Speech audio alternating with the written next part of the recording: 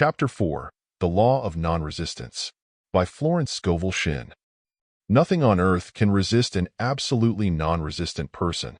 The Chinese say that water is the most powerful element because it is perfectly non-resistant. It can wear away a rock and sweep all before it. Jesus Christ said, "Resist not evil," for he knew in reality there is no evil, therefore nothing to resist. Evil has come of man's vain imagination, or a belief in two powers, good and evil. There is an old legend that Adam and Eve ate of Maya, the tree of illusion, and saw two powers instead of one power, God.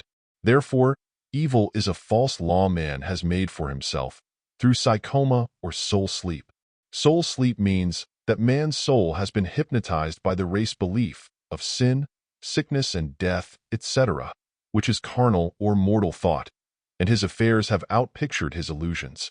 We have read in a preceding chapter that man's soul is his subconscious mind, and whatever he feels deeply, good or bad, is outpictured by that faithful servant.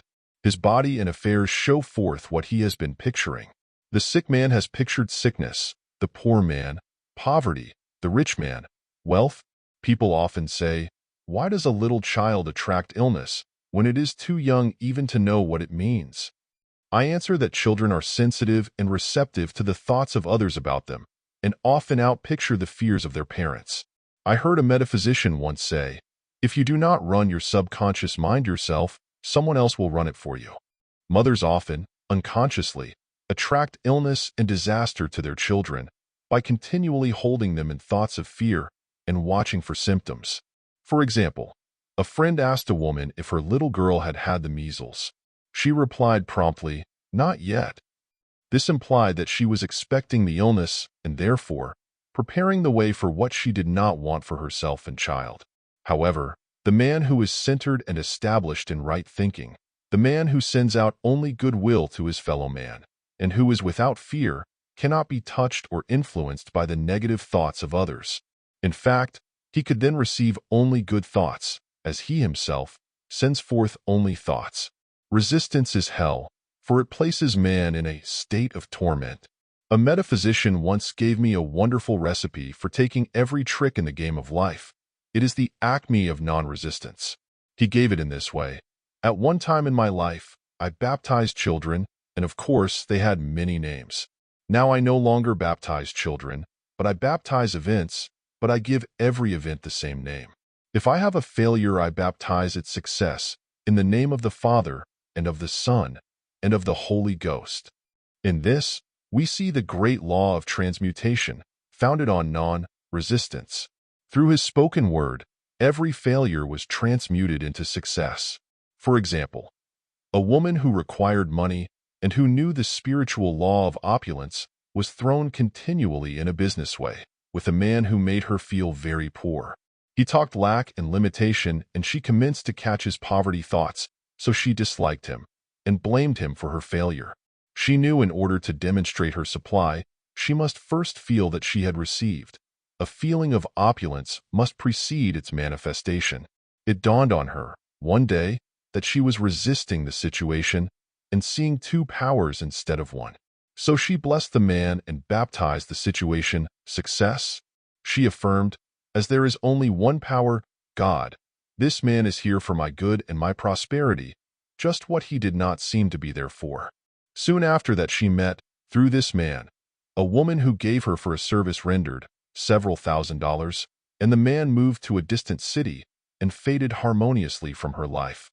Make the statement, "Every man is a golden link in the chain of my good," for all men are God in manifestation, awaiting the opportunity given by man himself to serve the divine plan of his life. Bless your enemy, and you rob him of his ammunition. His arrows will be transmuted into blessings. This law is true of nations as well as individuals. Bless a nation, send love and goodwill to every inhabitant, and it is robbed of its power to harm. Man can only get the right idea of non-resistance through spiritual understanding. My students have often said, "I don't want to be a doormat." I reply, when you use non-resistance with wisdom, no one will ever be able to walk over you. Another example. One day I was impatiently awaiting an important telephone call. I resisted every call that came in and made no outgoing calls myself, reasoning that it might interfere with the one I was awaiting. Instead of saying, "Divine ideas never conflict, the call will come at the right time," leaving it to infinite intelligence to arrange, I commenced to manage things myself. -1 made the battle mine, not God's, and remained tense and anxious. The bell did not ring for about an hour, and I glanced at the phone and found the receiver had been off that length of time, and the phone was disconnected. My anxiety, fear, and belief in interference had brought on a total eclipse of the telephone. Realizing what I had done, I commenced blessing the situation at once. I baptized it success and affirmed, "I cannot lose any call that belongs to me by divine right. I am under grace and not under law." A friend rushed out to the nearest telephone to notify the company to reconnect. She entered a crowded grocery, but the proprietor left his customers and attended to the call himself. My phone was connected at once, and 2 minutes later, I received a very important call, and about an hour afterward, the one I had been awaiting. One's ships come in over a calm sea. So long as man resists a situation, he will have it with him. If he runs away from it, it will run after him. For example, I repeated this to a woman one day, and she replied, "How true that is. I was unhappy at home. I disliked my mother, who was critical and domineering. So I ran away and was married. But I married my mother, for my husband was exactly like my mother, and I had the same situation to face again." Agree with thine adversary quickly.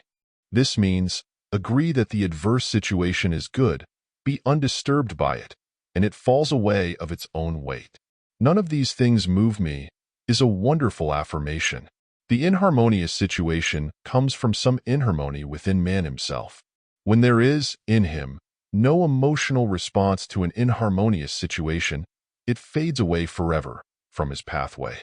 So we see man's work is ever with himself. People have said to me, "Give treatments to change my husband or my brother." I reply, "No, I will give treatments to change you. When you change, your husband and your brother will change." One of my students was in the habit of lying. I told her it was a failure method, and if she lied, she would be lied to. She replied, "I don't care. I can't possibly get along without lying." One day, she was speaking on the phone to a man with whom she was very much in love. She turned to me and said, "I don't trust him. I know he's lying to me." I replied, "Well, you lie yourself, so someone has to lie to you. And you will be sure it will be just the person you want the truth from." Sometime after that, I saw her, and she said, "I'm cured of lying." I questioned, "What cured you?" She replied, "I have been living with a woman who lied worse than I did." One is often cured of his faults by seeing them in others. Life is a mirror, and we find only ourselves reflected in our associates. Living in the past is a failure method and a violation of spiritual law. Jesus Christ said, "Behold, now is the accepted time. Now is the day of salvation." Lot's wife looked back and was turned into a pillar of salt. The robbers of time are the past and the future. Man should bless the past and forget it, if it keeps him in bondage, and bless the future, knowing it has in store for him endless joys, but live fully in the now. For example, a woman came to me, complaining that she had no money with which to buy Christmas gifts. She said, "Last year was so different. I had plenty of money and gave lovely presents, and this year I have scarcely a cent." I replied, "You will never demonstrate money while you are pathetic and live in the past. Lie fully in the now, and get ready to give Christmas presents. Dig your ditches, and the money will come." She exclaimed, "I know what to do. I will buy some tinsel twine, Christmas seals, and wrapping paper." I replied, "Do that, and the presents will come and stick themselves to the Christmas seals." This, too, was showing financial fearlessness and faith in God. As the reasoning mind said, "Keep every cent you have, as you are not sure you will get any more." She bought the seals, paper, and twine, and a few days before Christmas, received a gift of several $100s. Buying the seals and twine had impressed the subconscious with expectancy and opened the way for the manifestation of the money. She purchased all the presents in plenty of time. Man must live suspended in the moment. Look well, therefore, to this day. Such is the salutation of the dawn. He must be spiritually alert, ever awaiting his leads, taking advantage of every opportunity. One day, I said continually, silently, "Infinite Spirit, don't let me miss a trick," and something very important was told to me that evening. It is most necessary to begin the day with right words. Make an affirmation immediately upon waking. For example, "Thy will be done this day. Today is a day of completion. I give thanks for this perfect day. Miracle shall follow miracle and wonders shall never cease." Make this a habit, and one will see wonders and miracles come into his life. One morning I picked up a book and read, "Look with wonder at that which is before you." It seemed to be my message for the day, so I repeated again and again, "Look with wonder at that which is before you." At about noon, a large sum of money was given me, which I had been desiring for a certain purpose.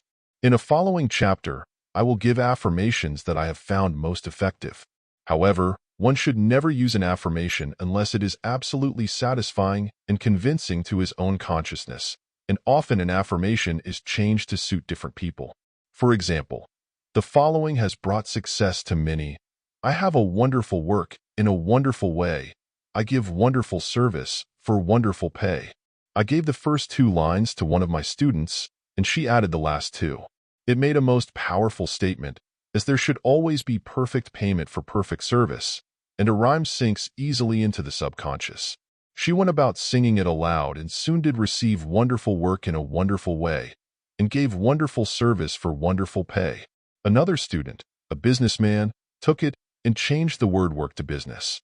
He repeated, "I have a wonderful business in a wonderful way, and I give wonderful service for wonderful pay." That afternoon he made a $41,000 deal, though there had been no activity in his affairs for months. Every affirmation must be carefully worded and completely cover the ground. For example, I knew a woman who was in great need and made a demand for work. She received a great deal of work, but was never paid anything. She now knows to add, "Wonderful service for wonderful pay." It is man's divine right to have plenty, more than enough. His barns should be full, and his cup should flow over. This is God's idea for man, and when man breaks down the barriers of lack in his own consciousness, the golden age will be his, and every righteous desire of his heart fulfilled. End of chapter.